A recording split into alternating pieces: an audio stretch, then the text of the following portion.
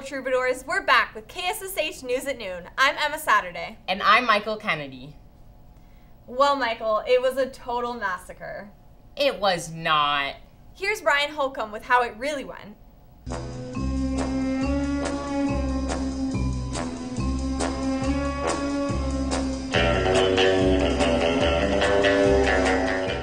I'm Ryan Holcomb. I'm Lauren Golding. And I'm Horace Syed. And this is the Royal vs. Simi varsity football game. Royal Valley! Simi!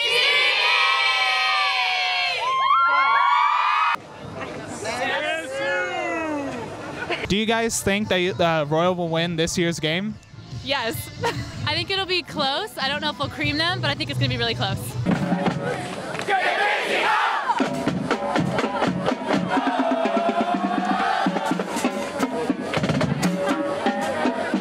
I've really enjoyed watching Royal this year. They seem to have a really good team. I think they're going to be a lot better than Simi tonight, so I'm looking forward to a really good outcome. My son is Blake Rostami. He's number 50. He's playing defense, lineman.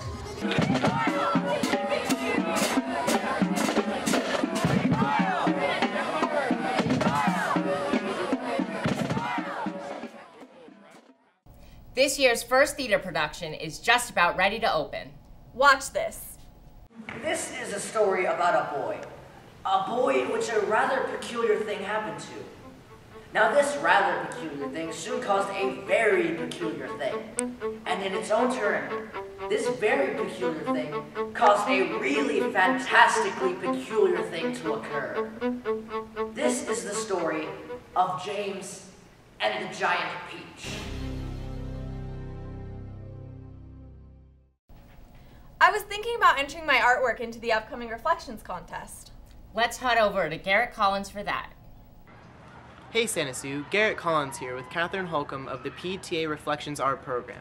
What is this program? The Reflections program is a PTSA-sponsored art contest, if you will.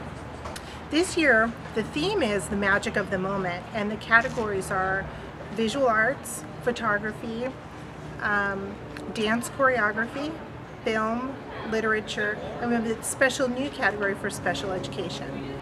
How do people submit their art? The entries need to be submitted to the office by October 22nd, and the information for that is also on the website. I'm proud to be a Santa Susana savior. Here's Cameron McCracken with more.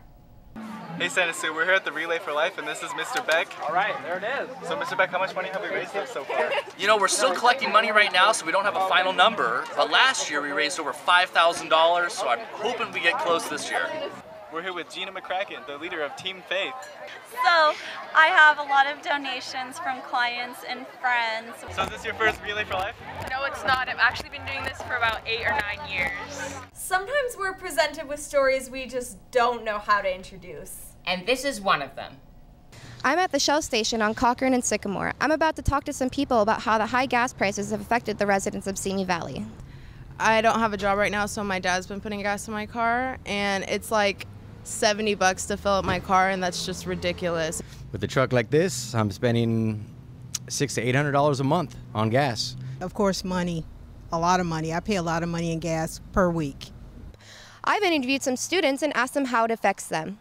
What kind of car do you drive? I drive a 2007 Jeep Wrangler. I drive a 1998 Ford Explorer. A 2003 Chevy Tahoe.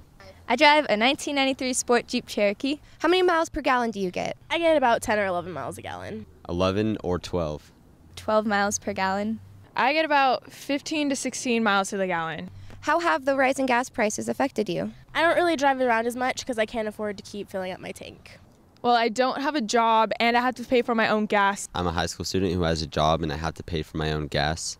I haven't been able to do much of really anything because my car takes most of my money.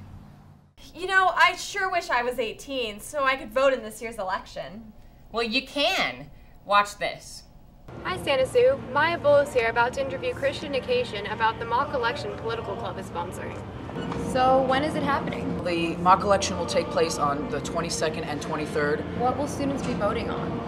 Well, first the students will be voting on the presidential election, and then the second thing they'll be voting on is Proposition 30. Well, I think the mock election is a good experience because it shows students how easy it is just to get in the voting booth and vote.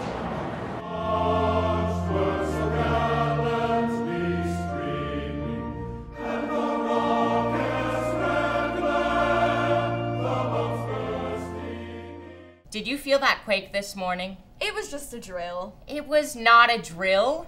Here's me with that. Hi, Santa Susana. This is Michael Kennedy with Assistant Principal Mrs. Maya, and we're going to be talking about earthquake safety on campus. So, if students are in the quad during an earthquake, what should we do? If you're in the quad, the number one thing you want to do is go to an open space away from things that could fall on you, like trees, power lines, and overhangs.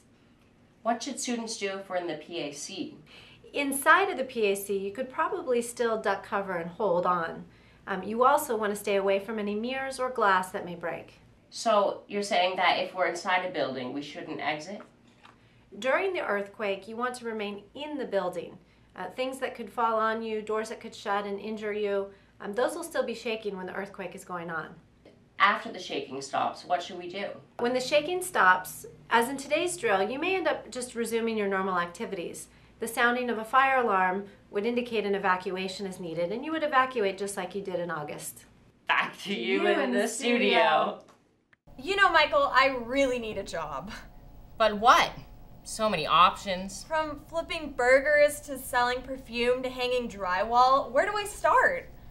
With filling out job applications? Here's Lauren Golding with that. Hey Santa Sue, Lauren Golding here.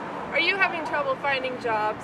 Well, I got an exclusive interview with the store manager to help you out. So let's go.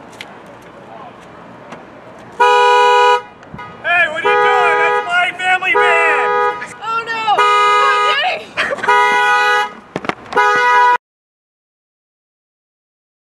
I'm here with Lisa Piekna, manager of Marshalls in Studio City. How many applications would you say you get in a week? Anywhere from 50 to 100 applications. And how many do you call back for an interview? About 10%. We look for everything from grammar to spelling, and then obviously we want to look at previous experience. We look for gaps in employment. We're looking for what their relative experience is and how it might apply to our business. Lisa told us that when you're filling out an application, write neatly and fill out everything. If you have no job history, you can either put not applicable, or if you have volunteer or intern experience, you can put that down. And make sure you have professional references, no family or friends. Thank you for your time, Lisa. You're very welcome. Tune in next week for the second part of the interview. Back to you in the studio. Most of the unique costumes we see in our theater are handmade. Here's Ashley Jaron with how it happens. Hi Santa Sue, I'm here with Mrs. Albertson's daughter Morgan, and we're going to talk about all of the masks and costumes that she makes for the theater program here at Santa Sue. Where did you go to high school? Here at Santa Sue. What year did you graduate? 2005. Okay, what academy were you in when you went here? I was in visual arts. How long have you been making all of the masks that you make for theater? Oh, since I was in high school. So it's been since, I would say, 2004. You're making masks for James and the Giant Peach, That's which correct. is going to be performed in the Performing Arts Center October 26th and 27th, right? Yes, yes. How many masks are you making for that show? Oh, as of right now, I'm doing about 6 or 7. And for what characters are you making them? Almost all the insects and 2 of the sharks as of right now. What's your favorite piece that you've ever made for a show? Definitely the dragon head that was featured in Magic Flute, I believe, 2 years ago. And does your mom pay you to make all of the costumes and masks, or do you just do it? Oh, I wish I got paid. I basically get paid in materials. I do this for the school and because I really love creature work. Well, thank you, Morgan. You're welcome. Recently, we met our brand new teacher. But wait, there's still more. Let's check in with me for an update. Hi everyone, my name's Emma Saturday, and I'm here with another new teacher, Mrs. Furbeck Boyan. Why did you decide to come to Santa Sue? Well, I've actually been at Royal and then also at Simi, and when I heard a position open up here at Santa Susana, I spoke with Mr. Poplinski, and he just spoke so highly about the students and that they work hard and they're very creative, and I thought I would give it a try. What's your favorite thing about being a teacher? connections I get to make with students, and that we have the opportunity through literature to talk about life and what we can learn from it. So To Kill a Mockingbird is hands down my favorite book. I love teaching it, and I just started it this week with my students, and I even named my youngest daughter after Scout. When did you know that you wanted to be a teacher, or more specifically an English teacher? My professor, who was one of my advisors, kind of put me on an English teacher track as I was an English major, and he kept saying, I really think you should consider teaching, and not until March of my senior year did I finally say, okay. Well, Mrs. Spurbeck-Boyen, thank you so much for your time. Oh, you're welcome. It was my pleasure. Simi Valley, where the fun never stops. Because it never got started. Here's Tanner Woodley with more. Hey guys, Simi Valley hasn't always been the suburban bedroom community it is today. In fact, it has a long and fascinating history. I talked with Patricia Havens to find out more. So Patricia, you're the Simi Valley official historian, correct? Right. I've been here so long and absorbed so much of the history that I can be called upon basically for most of the historical stuff having to do with Simi Valley. How did Simi Valley get its name? Well, I believe we just inherited it from what the Chumash called the little area called Shemigi or Shemigi at the west end of the valley, and it was just shortened from that. Where was the original town of Simi Valley located? Well, we never had a town of Simi Valley until we incorporated in 1969. So that was the formation of the little town of Simi, only they called it Simiopolis to begin with. For 6 months it was called Simiopolis. So why do you think it's important for young people to know about history and the history of where they've come from? So they can cut down on repeating mistakes from the past, but largely I think it's for pride in our community and in our country. Remember to save those fresh and easy receipts. And bring them up to the office. Gay Straight Alliance Club asks you to join with concerned young people all across the country to wear purple tomorrow to show your support against bullying. This Saturday, bring your family, friends, or pets to the Black Box for holiday portraits. It's a theater department fundraiser. $25, 11 to 6 in the Black Box. And that's the way it is. October 18th, 2012. Have a great day, Santa Sue.